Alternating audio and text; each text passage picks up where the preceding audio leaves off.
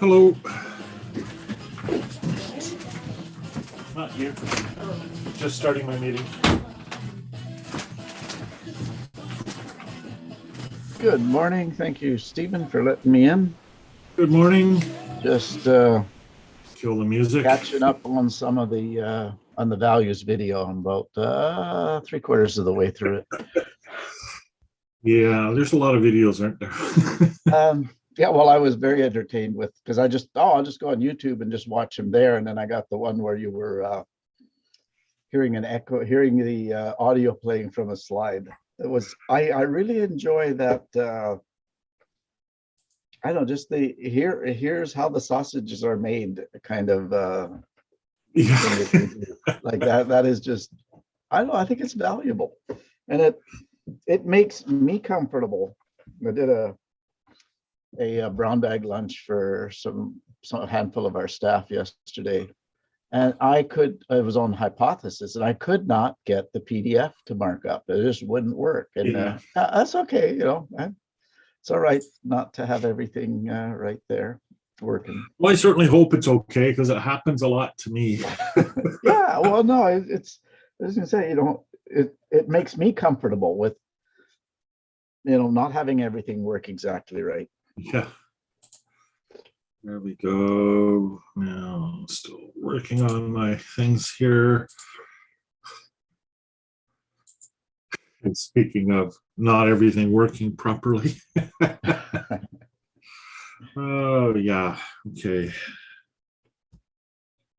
Awesome.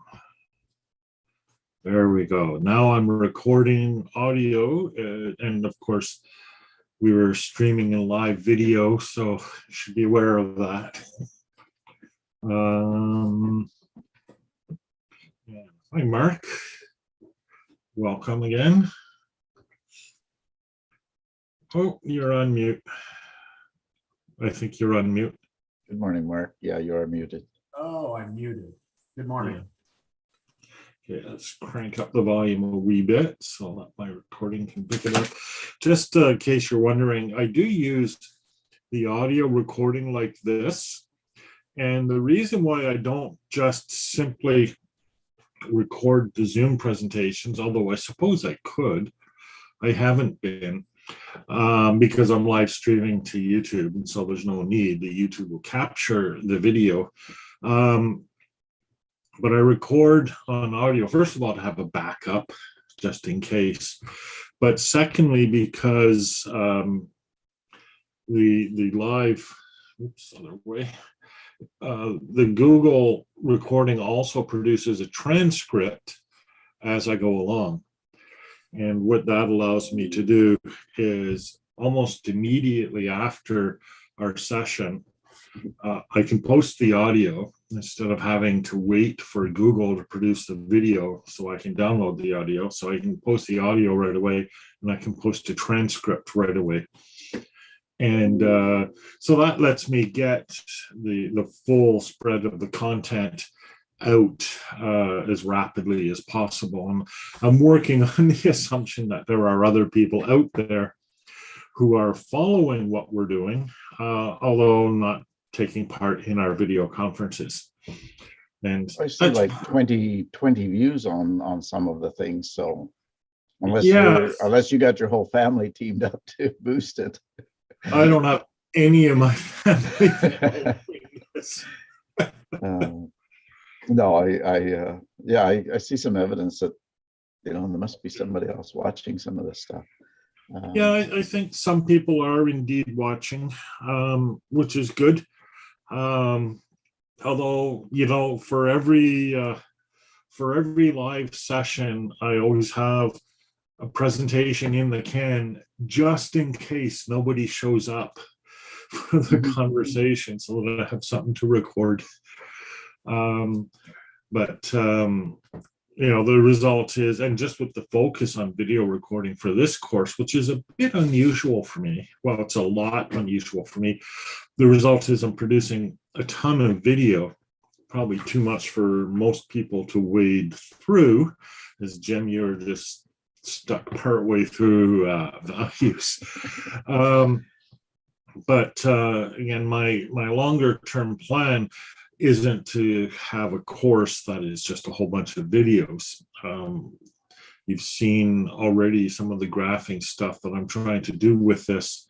And as well, I'm trying to take the process of recording the videos as a way of reproducing all of my text for this course with an eye to taking that text, taking the transcriptions, cleaning them up, and then assembling them into a longer work after the course. And there's Sharita. And so we've got a new record. Season high, 4 people. So this is awesome. So that's the other thing too, in the back of my mind. I'm thinking, well, maybe this will be one of these courses that gets more and more popular as it goes on. That would be pretty funny. So hi, Sharita, welcome. Hi.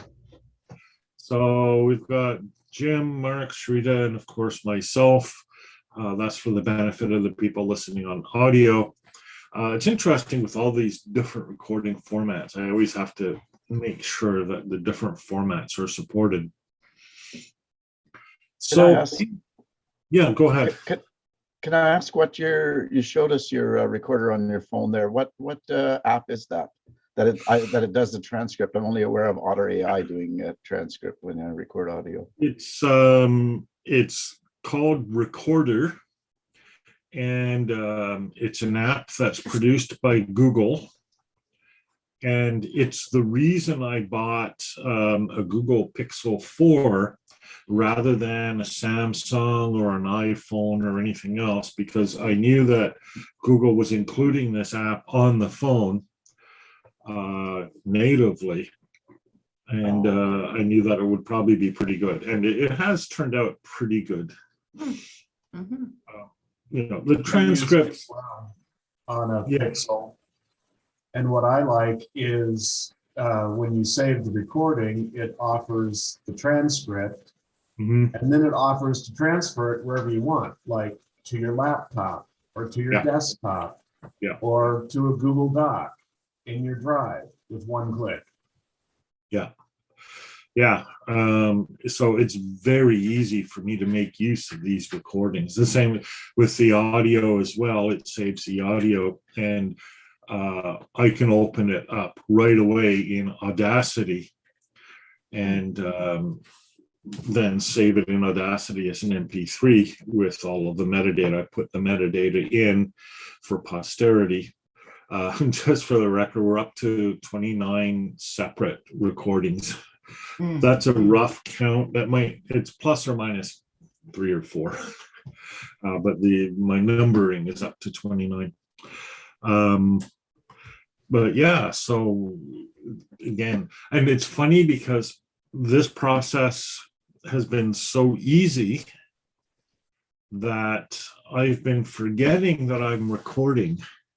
And I've had more than a few occasions where I've created 3 or 4 hour videos. After, I finish my presentation or whatever, and then the video is me eating or me watching Colbert on YouTube. It's horrible. So I'm And then trimming. you have to trim them down. Yeah. Or in one case, yesterday, I deleted a 4-hour video because I had accidentally started it up again after finishing a presentation. It was my lunch, and then I was gone for a while, and I came back, and it was still, so it was recording a couple hours of an empty room. So this is all streaming out on YouTube? All streaming out on YouTube live. Oops. We just have to tweet out that link and everybody can surveil Stephen voluntarily. He voluntarily surveils himself. Yeah, it's gone now. I deleted it, although, actually it's not gone because it was also recording. I use something called OBS, Open Broadcasting System. When I'm doing my presentations, in fact, I'm using it right now even. So here you all are. So that's what I'm seeing. And I can put myself into what I'm seeing. I can put myself as a picture-in-picture. I can do TV style in the news today. Full PowerPoint, and you see, like I said, I have a PowerPoint presentation in the can just in case nobody shows up. Here's the normal view that I use when I'm presenting PowerPoint. And I even have one for the terminal, although I don't have a terminal open at the moment.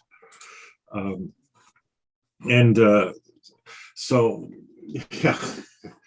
Anyhow, so I use OBS, and when I'm doing the presentations, I turn on not just the streaming, but the recording, because that's what I use when I'm not in Zoom. I use OBS to stream to YouTube. So I actually have a recording of that 4-hour session on my computer. And a few of these. Tribute. Sorry? Could be an Andy Warhol tribute. I was thinking, like releasing a video, Stephen eats lunch. Or Stephen's empty chair for 2 hours. Or Stephen's empty chair. Yeah. Stephen watches Colbert. Yeah, Steven watches Warhol sleep, which would put you to sleep. yeah, And we could watch you sleep while you're watching sleep. Well, we should probably do something concerned with the course. yeah. I think you guys put me to sleep last night. I have to confess, I do most of this after I go to bed. It's on my phone, and only this morning was the first time I actually had a keyboard to alt, click, and drag Oh, yeah. connections. So I did submit the nursing one just before the Oh, cool. live session this morning. But yeah, I frequently end up having to rewatch part of it, and then I was listening to an audio, and it must have gone on to play something else. Anyhow, I woke up at just a little after midnight, hearing you and Mark talking about saying, "Oh, I've heard this conversation before. I can shut it off and go back to sleep." So that's my process for trying to catch up to this with all the other things that I'm doing during the day. I do want to thank my Center for Teaching and Learning team who shifted our staff meeting so I could attend this morning live. Okay, I'll shut up and let you go ahead. So how have you been finding that graphing task? Not fun. Not fun, eh? No, and not because I don't like the idea. For some reason, Mhm. I maybe physically haven't learned how to connect properly, because I keep on trying to do it and it doesn't quite work. What's happening instead? Well, the thing that happens the most is I can't get a line. Okay, yeah, and that's probably, you actually have to, and it took me a long time to figure this out as well. You actually have to click on the round node, or in some way highlight it, then press Alt, then drag your line. So it's Okay. rather more, it would be more intuitive, and if I can figure out how to write the code so that it'll do this, I'll do this. I'm borrowing, of course, Matthias Melcher's code, because it's all a pretty complex piece of work to do, as I'm sure you can imagine. But if I can fix the code so that it detects when you're hovering over a dot, so that if you just click your mouse and drag, that should create a line. Right now, if you do that, it moves the dot, Yes. which is so annoying, right? Yeah.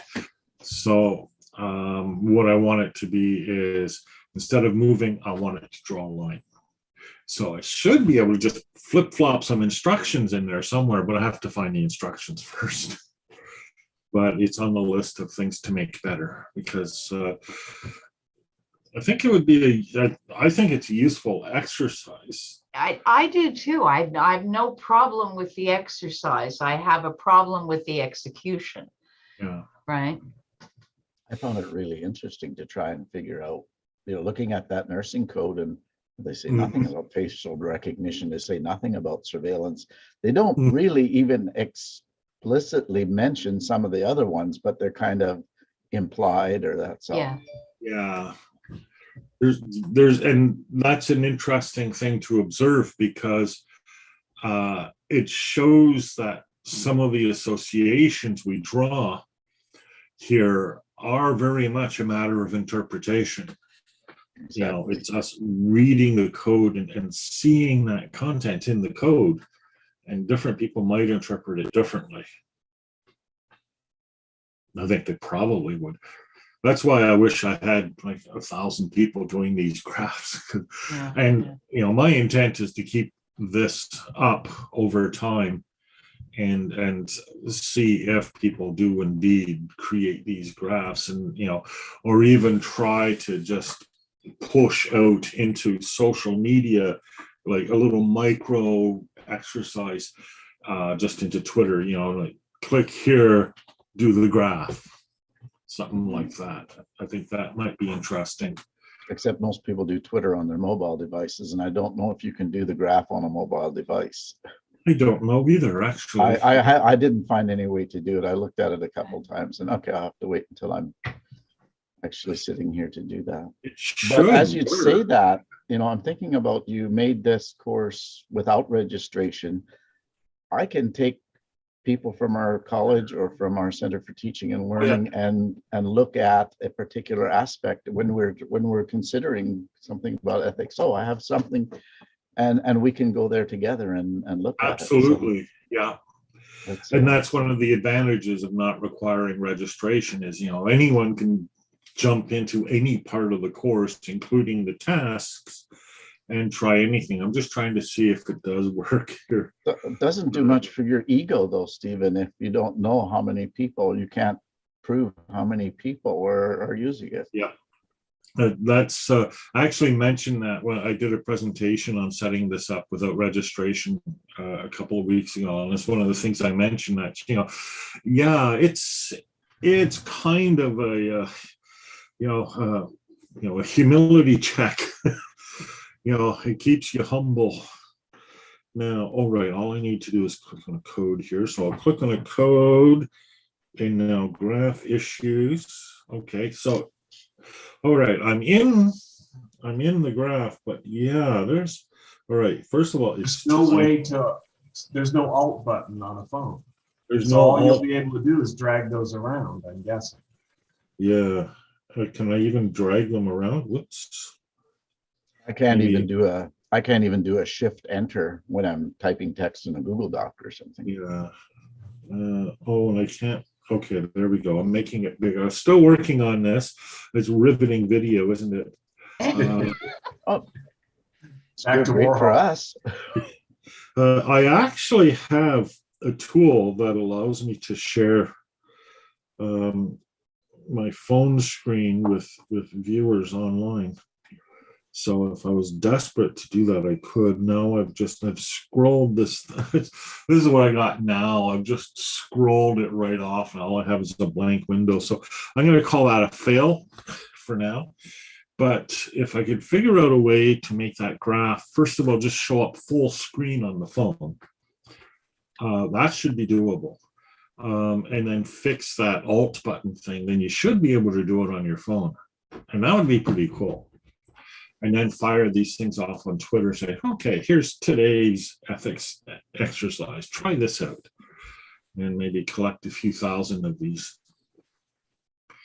I'm just going to mute while I dictate some replies in text to a colleague. Oh, okay. Yeah. I like that. Dictate some replies.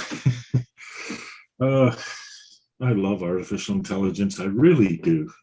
I shouldn't say that, I suppose, with all the ethical issues. But I mean, I'm using it half a dozen ways in this course alone just to make it work. And, I use it to create the content. I used it for photos to clean up my photographs. I guess that I'm not using that in this course. But I use auto translation. I was at one point just going to go through a list of all the different AI applications that I use, but I never did get to that. But that's another exercise. Maybe I could retroactively add exercises to the course for previous months or previous modules. Do we even know that we're using an AI sometimes? A lot of times we don't, I'm sure. I'm certain that when we go into Twitter or Facebook or whatever and look at the feed, that's being created for us by an AI. There may be an AI in our car that we don't. Certainly in my car there is, because I have adaptive cruise control. And I also have that thing that keeps you between the lines, which it does, but it does it like this. It keeps trying to move to the edge, and it just weaves back and forth. So that'll get you pulled over. But officer, it was my AI. Wasn't my fault. Don't blame me. The person you want to talk to is in Japan. Well, it gets to your one of your videos is who's to blame, who's responsible, who's accountable. Yeah. Who's responsible and who's accountable are, I realize, two very different questions. Mm-hmm. They are two different questions. And accountability is a tough one. I was sitting in on a IEEE special interest group. It was P1007 or something like that. But basically for ethics in artificial intelligence. And there was a person in that group, it might be 8007, I can't remember. I still have references to it.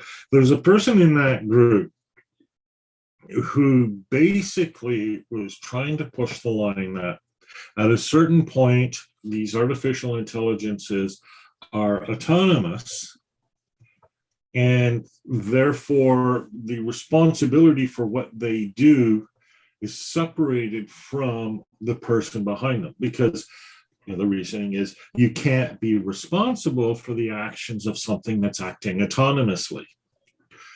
And so there was, for this particular committee, there was a push to, define what they mean by autonomous, define the scope of responsibility around autonomous agents, to basically make the AI responsible. Okay, now we're getting too close to the singularity for comfort. I pushed back, as I'm sure you can imagine. Because, I think that certainly for the foreseeable future, responsibility ought to reside in a human and not in the AI or the autonomous agent. Because otherwise that would allow you to, put machine guns on those robot dogs, send out into the community, they shoot whoever they will, and they are responsible, not you. That seems wrong to me. And I think it seems wrong to most people, although apparently, based on this discussion in this group, not everyone. So, once again, we run into this barrier against consensus. Some people think that, no, really, if it's an autonomous agent, you shouldn't be responsible for what an autonomous agent does. But there's plenty of parallels, right? What about your children? Parents are responsible for what their children do. To a point, though, right? And it's not equally applied in all societies. And I think the point of view of some people, to a degree, I agree with this, the edict of children will be children, right? Parents can't control children all the time, and children are going to do stupid things. And it's unreasonable to hold the parent accountable when a child does a stupid thing that the parent really had no way of controlling for or preventing.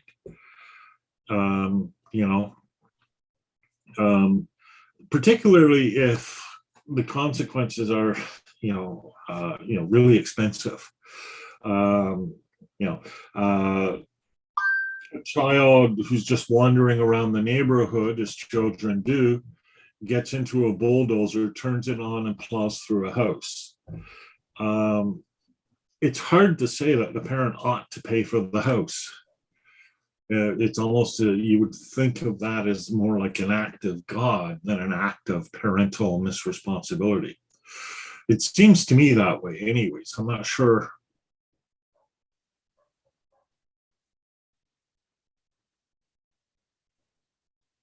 Stephen froze. It's usually me that freezes. I thought I froze, but it was I Stephen that froze. Yep. Man, it says my internet connection is unstable. That's annoying. Am I back? Oh, yeah. You are. Oh, yeah. Here. Okay. Gee. How could my internet connection be unstable? Well, it's probably downloading something in the background.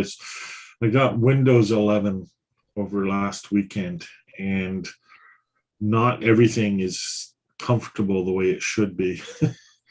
But I'm Yeah, not. and I thank you for leading the way in that and complaining about it, because I'm ignoring that blue button on my update Yeah, for now.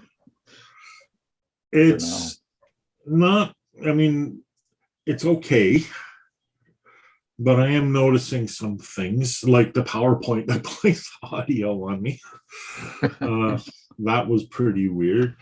Yeah, I noticed that yesterday in yesterday's recording. Yeah. Yeah. I kept thinking it was me.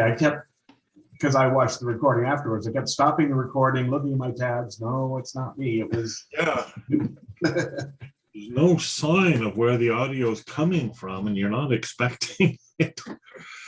So it was embedded in the slide.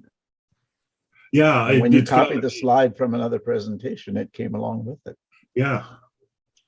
Just totally unexpected. I should have expected it, but I didn't. The oddest thing with Windows 11 is the keyboard. It doesn't change the keyboard, but I think it's doing, like when you type on a key in a computer system, what happens is your operating system does basically what's called a keyboard scan. It's keyboard scanning. So it's basically constantly watching for you to press a key, and then it scans what the input from that key was, and then it processes that input.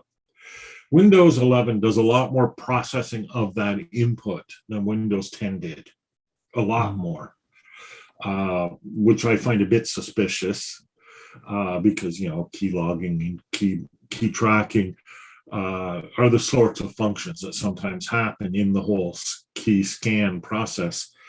But what I've noticed, the effect is that it often misses when I capitalize a word. Because, you know, I type fairly quickly and go, right? And, you know, yes, the caps key is down when I press the letter, but if it takes half a second or a few milliseconds to recognize that the caps key or the shift key is down, right, I might press the shift key and press my letter and then move on too quickly for it to realize that I've pressed the shift key when I've pressed the letter key. That seems to be happening. It's very annoying.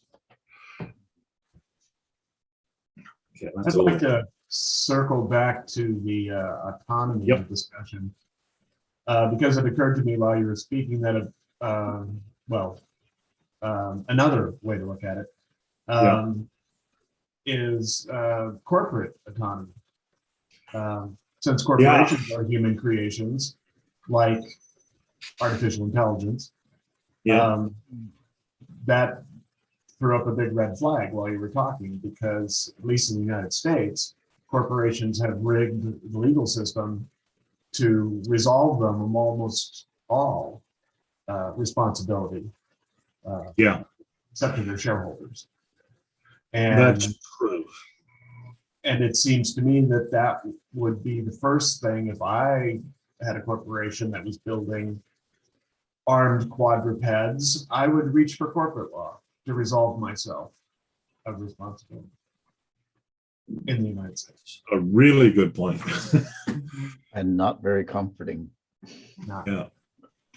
So, and actually think about it, technically, you could create a corporation that actually is your autonomous agent. That's what I was thinking. Yeah. Each agent would become a corporation with all the protections of corporate law. Yeah. And really, the only barrier to that is the cost of incorporating. You just go to Delaware, Joe Biden's home state. It's not very expensive. A thought came and went there. Oh, well, it went. But yeah, that's not very comforting. And I find the whole AI thing not very comforting personally. But it is so powerful, and like, you know, Stephen has pointed out numerous times, it can consider so much more data than even a large think tank of humans could, and correlate it accurately, that there's no way people are going to abandon it just because it might get it wrong, there might be some collateral damage. It's just it's kind of a fact. Stephen, I was going to ask in that discussion about who's responsible, and that humans are not responsible for AI, was there any talk of consequences? I'm not sure what you mean when you Okay, say so if I do something wrong, if I speed, the consequences, I might get a speeding ticket. I can't say it was my self-driving car that did it.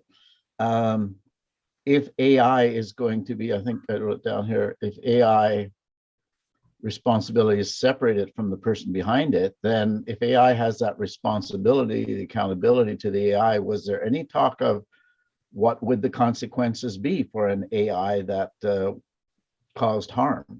None. There was none. Yeah. Presumably, the consequence would be you shut off the AI. So, you know, sort of like the AI death penalty for every offense that exists. But other than that, or you just renumber the AI, change Re- its Well, that's identification number, re-register it as a different corporation. That was a thought that went fleeting through that I lost. Was I've been advocating. I'm in the United States. I'm in California, and I'm in a Quaker town where I grew up. And since the 70s, I've of course been against the death penalty, except in one instance, and that's for corporations. Since corporations are human creation, I have no problem with the death penalty for corporations. They were created by law and they could be killed by law. I disagree with killing humans by law. So that's always been my bright line. And that would be, that position would be consistent with a corporate AI. So that was pleasing in its consistency, but yet still terrifying in this application. I'm just imagining that there are some of those quadrupeds patrolling fence lines somewhere in the world right now. I'm certain. I can't prove it, but I'm certain of that. It was at a arms fair, and I'm certain so they're patrolling a fence line somewhere. And like Jim said, there's no going back. The genie is out of the bottle, I guess, is the analogy. And the thought is that the law is always behind the technology, and as the technology accelerates, the law is further behind. Yeah. This looks like a real problem to me. Not more than an ethical problem. interestingly, a concept that comes up not only in ethics but also in law is the concept of intent, and that's used to distinguish between an act of malice or malfeasance with an accident. And we can imagine some of these. We'll use robot dogs with guns because it's a good test case. Unlike Sharita's dog, which is unarmed. We hope. We can imagine such an autonomous agent accidentally shooting someone. There's a wide variety of ways that could happen. It could be hacked, in which case the responsibility is somewhere else. We don't know where. It could just bump against something and accidentally go off. I mean, that happens to humans all the time. It could be aiming for something, aiming to disarm the opponent, but its aim isn't very good. Or it could have just been deployed carelessly without the intent of killing anyone, but they didn't really take precautions and it did. How does that affect our considerations?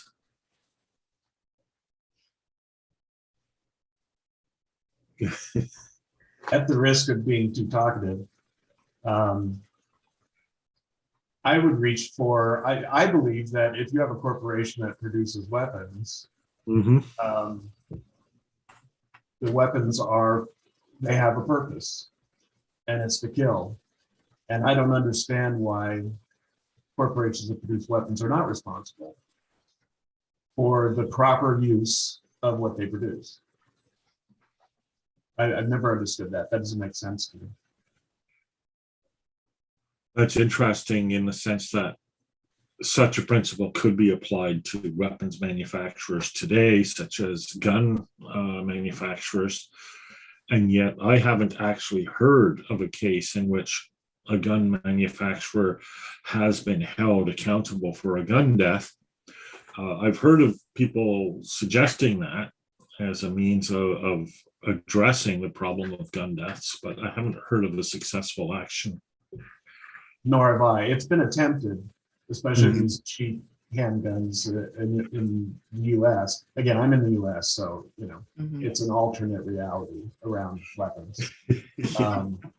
For The sure. NRA is a fairly powerful lobby that would stand Yeah. against that. My mind goes to the Winchester Mansion, where someone did Yeah. take responsibility, assume some accountability or responsibility. But there's also a code in law, and I know it applies in Canada, and it probably applies in the US as well, under the heading of what they call man traps, such that if you set a man trap, generically a human trap, on your property and it kills someone, you are legally liable for that death. And that's why you can't set up booby traps in your house. Well, you can't, but you shouldn't. What about some of the other ethical values? Let's see now, because there's more than just accountability that we need to consider. Let's see now. Let's see what have we got here. Pursuit of knowledge. Do you think that's an ethical virtue or an ethical value?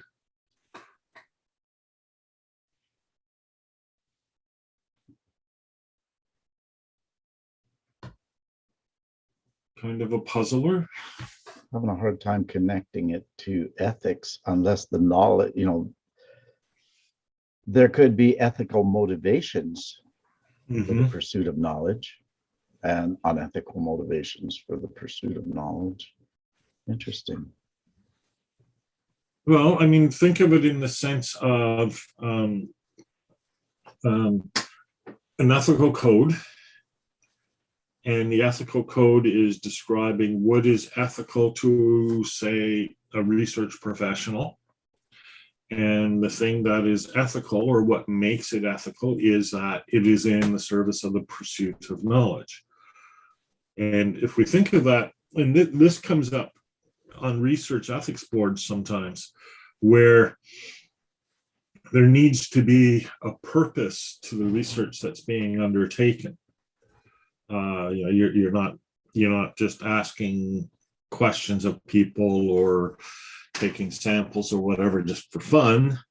You're doing it in the name of the pursuit of knowledge, and that's what makes it good. You think there should be a special case for actions that are undertaken in the pursuit of knowledge? As opposed to in pursuit of a cure. Well, or as opposed to curiosity.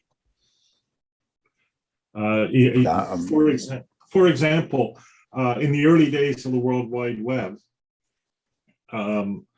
there used to be random web page browsers. They were actually on search engines. You'd click on the button, it would send you to a random home page.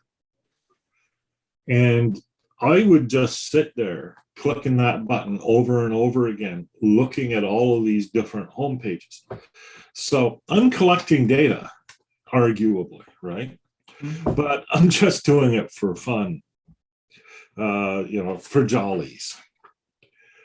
Now, suppose there were ethical implications to me looking at that data. Suppose instead of looking at web pages, I'm looking at individuals' personal health data. And I'm hitting that button and looking at one person's health data, then another person's health data. And I'm not trying to find out anything. I'm just looking at it for fun. Do you think that's something different from looking at individual health data for the purposes of research or pursuit of knowledge or discovery of new drugs or?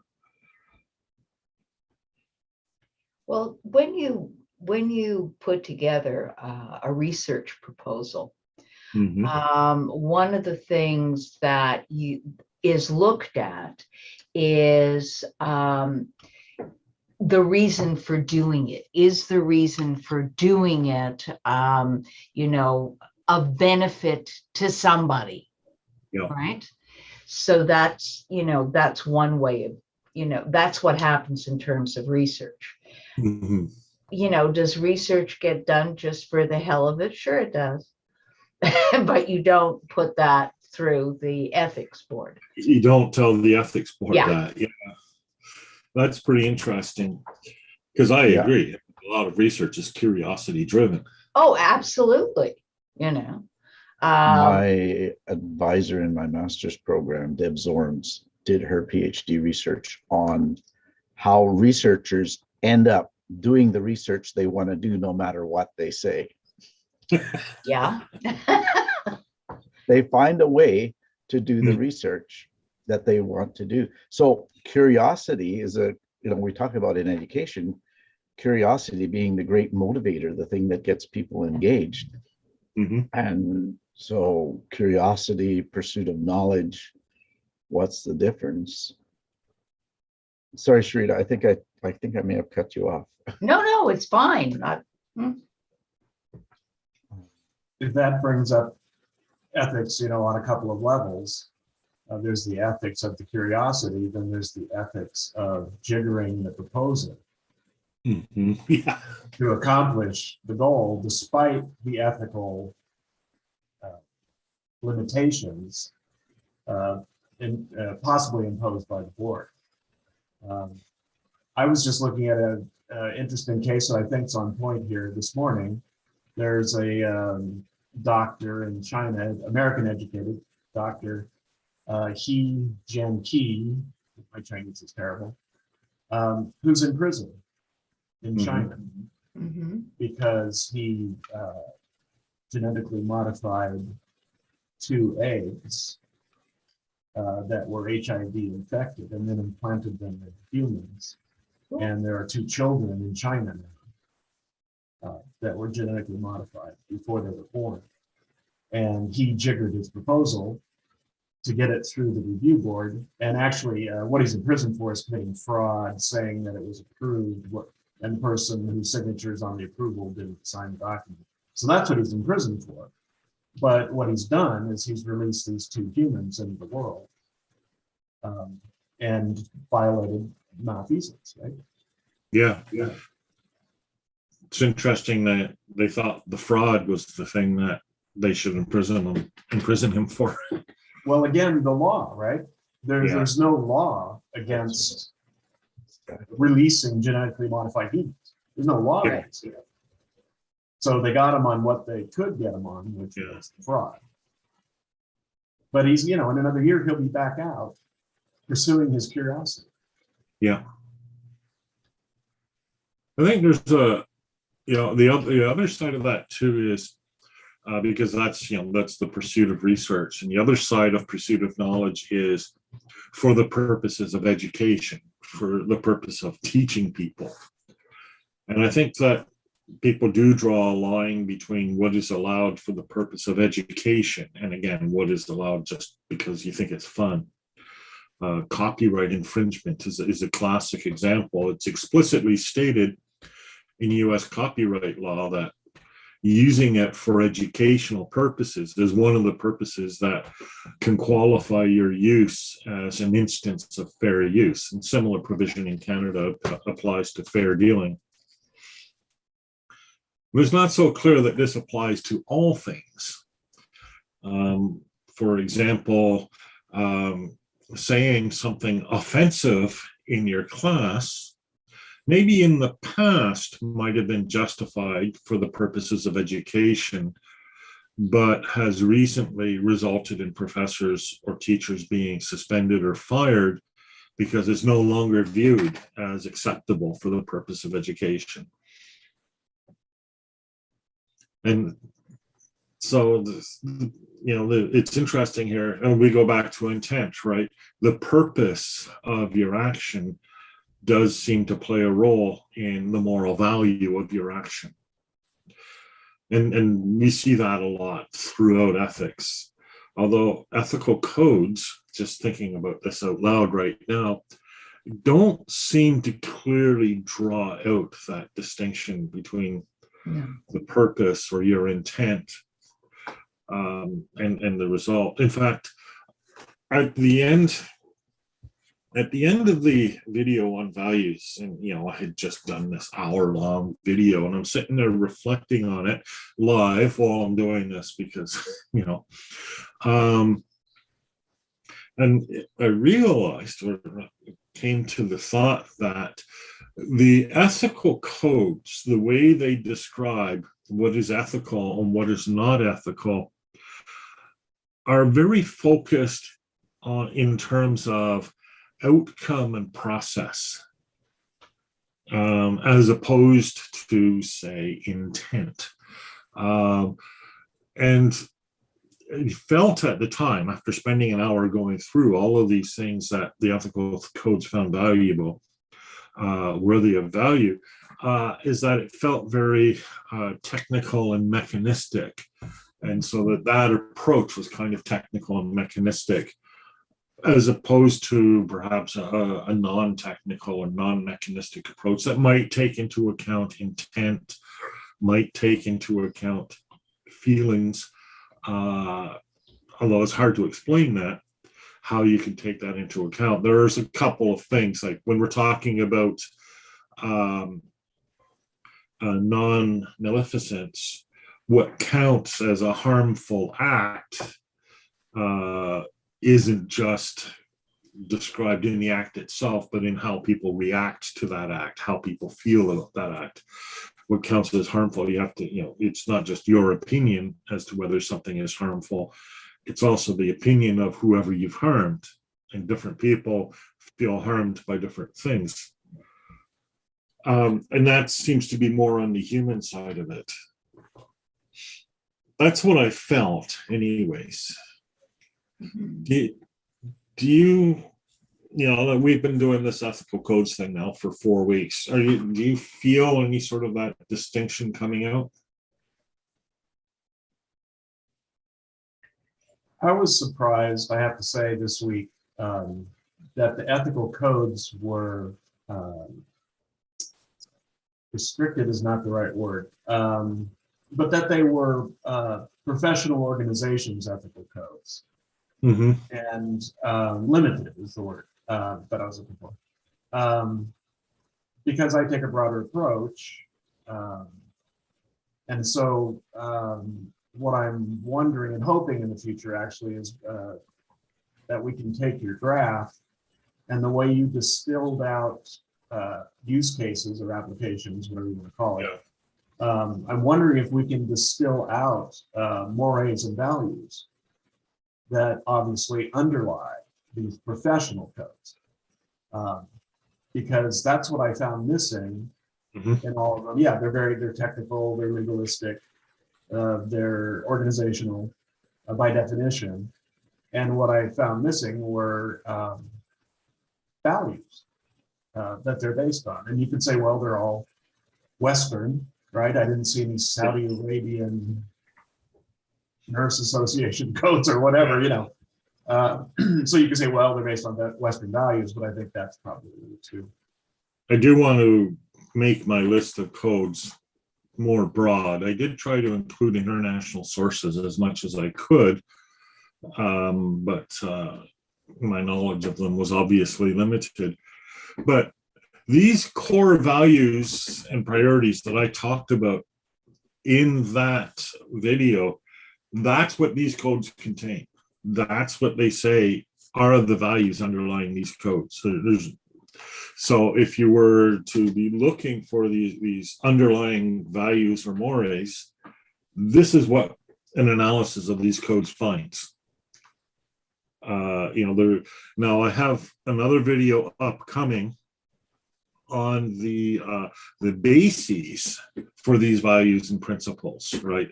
So we've got this long list of values, and what sort of reasoning underlies that list of values. And so I look at things like universality, the idea that a principle should be universal, fundamental rights, natural rights, for example, fact, which is an interesting thing. You know, it's a fact that if you blow up an atomic bomb in a city, you will kill most of the people in the city.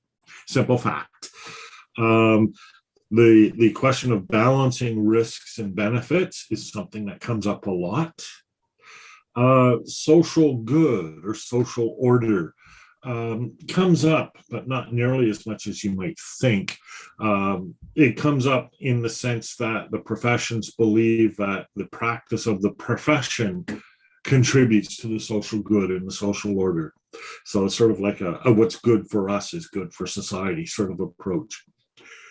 Fairness comes up a lot, and we're going to talk a lot more about fairness. I actually list it as one of the values, but it's also a value underlying a lot of the values. Another factor is epistemology, what we can know, what we can reasonably expect to be the case. You can't be responsible for a bad consequence if you could not have predicted that this would be the bad consequence. It's like the butterfly effect. You can't be held responsible for something that's not reasonably expected. You kill a butterfly and the civilization falls a few years later. You weren't responsible for the fall of that civilization, I think. Trust comes up a lot. Mechanisms for obtaining trust, keeping trust, the need for trust for society to function. And then finally, defensibility. Can you make an argument for this value or that value? So those are the things that underlie these ethical codes. And to the point of studying these codes themselves, in and of themselves, it doesn't get any deeper.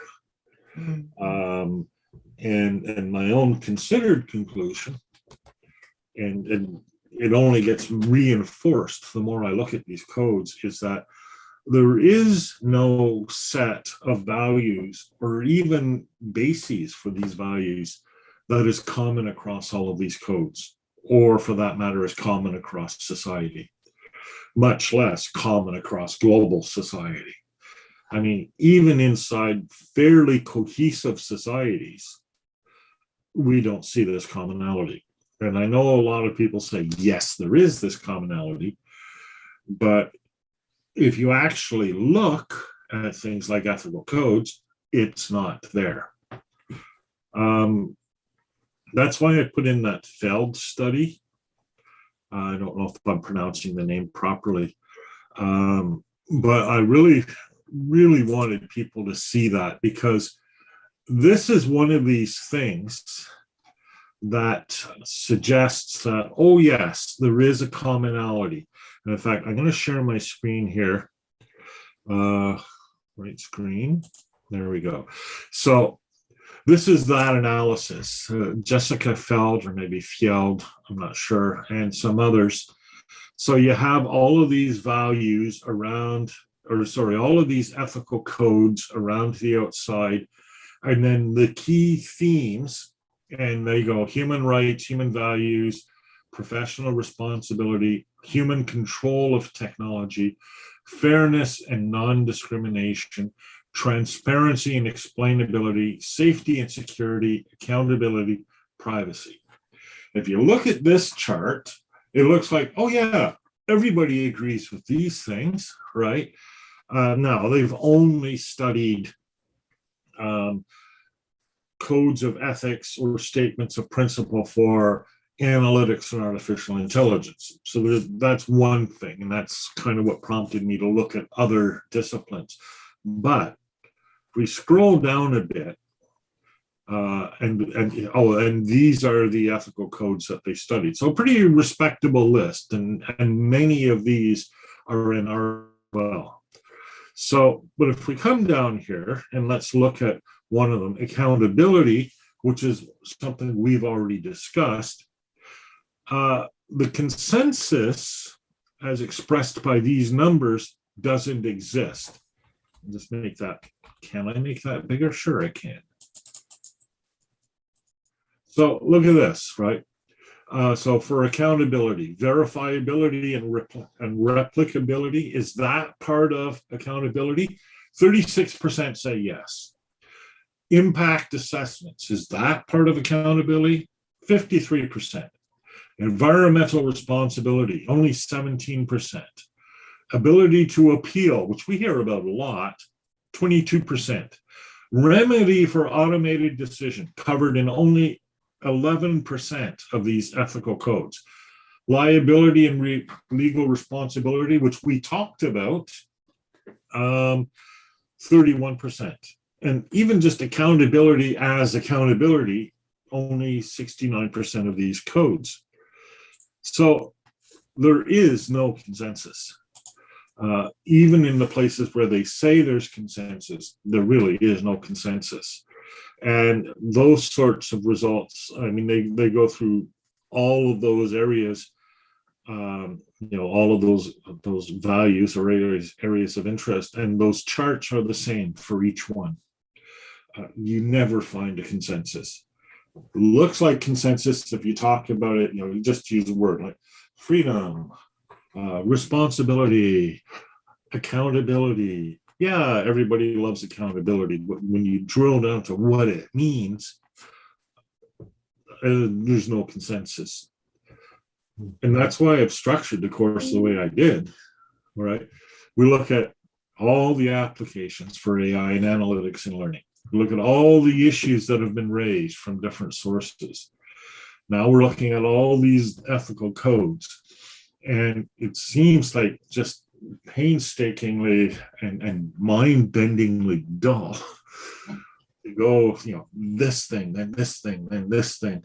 But if you study it at that level, the conclusions that people have drawn looking at, a more general level, just turn out to be false. I think that's a really important thing to say, personally. And it raises a hard question. What do we say about ethics when there's no consensus on ethics? Mm-hmm. How do we solve the problem of unethical AI? Unethical practices in learning and learning analytics. So that's part of what I'm trying, that is pretty much what I'm trying to address in this course. That question. So, but I figured it's useful to know what all these issues are and what all these values are anyways, right? I mean, I think it is for us. Certainly having this list is useful. I think it's useful enough that I'm setting up the course in such a way that it will produce JSON formatted data dumps of all of these things that other people can use in other applications or other courses. So if you want a list of all of the values that come up in ethical codes or ethical discussions generally, access this JSON document, just feed it right into your application. Open data. Mm-hmm. But I think the questions raised are significant.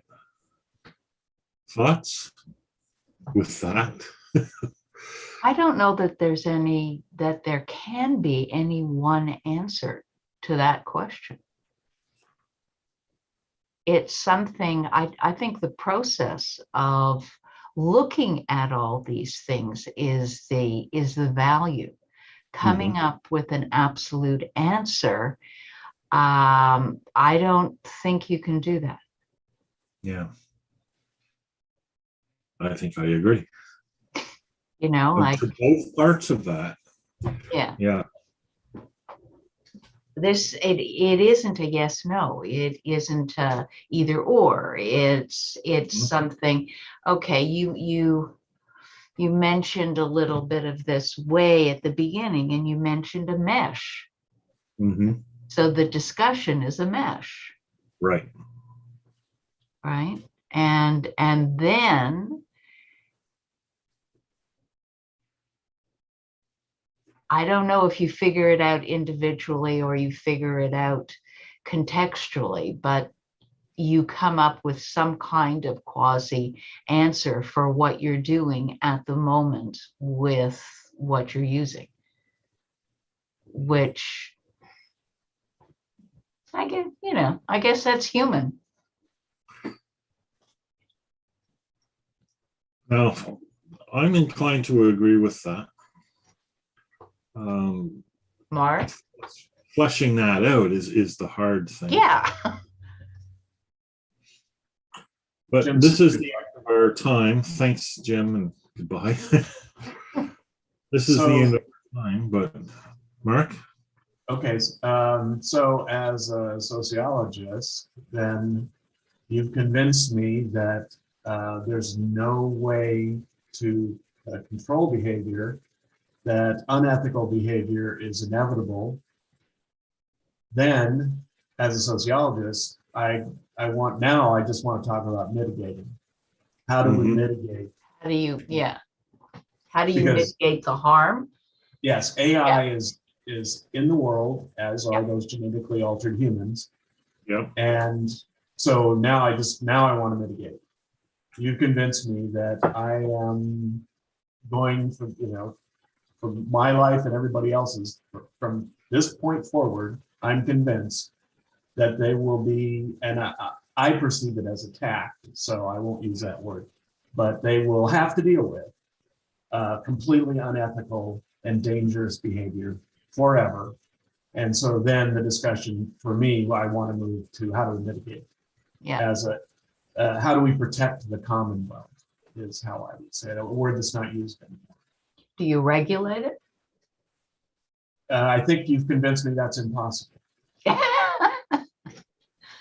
at this moment. I'll change my mind later, but I'm saying at this moment, I'm convinced between application of chaos theory, the Mhm. review of these ethical codes, what I know about human behavior.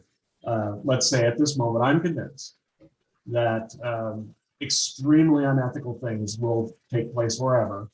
And so then the discussion has, yes, can you regulate it? No, apparently not. And so Yeah, because I'm sure somebody would advocate setting robotic quadrupeds loose on the unethical actors. I don't think that's the solution. Yo. So this is the pivotal turn of the course, I think, right? I think we've made the argument, and now the question becomes, what do we do about that, Yeah. right? And starting with next week, the process is a bit different, where now we're going to work our way carefully, painstakingly, step by step, because that's the level of analysis in this course, toward a solution. Toward something we can say that is reasonable and addresses these issues in a way that is satisfactory, at least to us. I think that's possible. I know that the problem has been set out, so it's pretty much intractable. We can't agree what on ethics is. There's no way to define even the underlying values. Meanwhile, this technology is taking off, and there are robot dogs with guns out there already, and it's only going to get worse. What do we do? So we'll leave it on that note. You had Let me one more. quote a famous book that poses the question, at least in translation, what then must be done? What then must be done? Familiar. Mhm. I think Very that's good. where we are. Yeah. So next week, we begin to find the answers. Okay, we're gonna call it there. Okay. Our viewers in suspense. A cliffhanger. Yeah. All right. Bye, everyone. Bye. Bye.